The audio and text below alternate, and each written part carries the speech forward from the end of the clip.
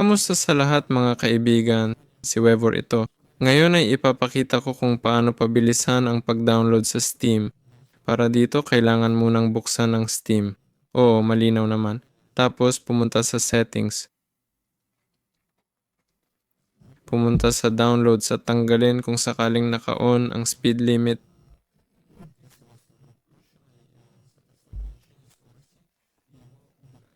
Susunod ang download region.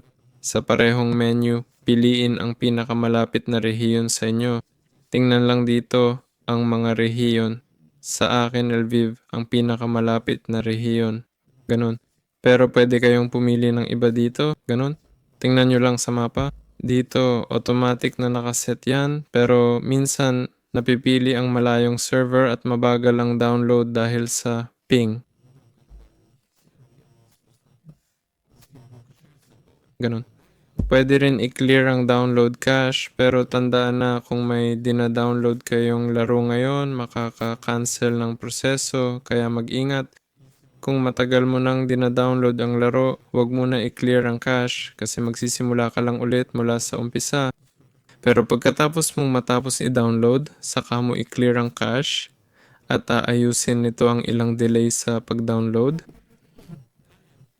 Susunod, i-right click mo ang start, tapos pindutin ang task manager o dispatcher ng mga gawain.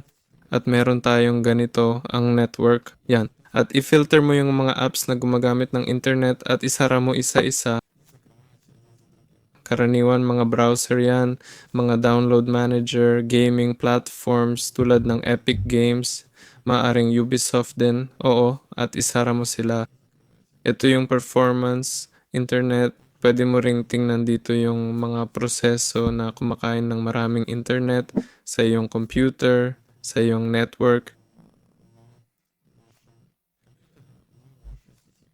Tapos dito rin, habang nandito ka pa, pwede mong sa processes, oo, Steam, piliin. I-click ang detalye, hanapin ang Steam, kaya Steam, Steam, Steam. Pwede mo lang i-click at i-type sa English na Steam. I-right click mo, tapos piliin ang priority. Piliin mo yung high priority. Pwede rin itong magpabilis ng download. Meron ding ganito, yung paglilimita ng bilis ng pag-download habang nag-stream.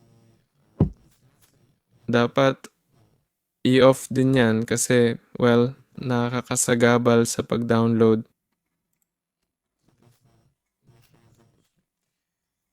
Yan. Kung hindi nakatulong yung mga yan, i-check mo sa browser yung bilis ng internet mo at mas maganda gumamit ng cable para sa internet connection, hindi wireless. Kasi nawawala yung signal.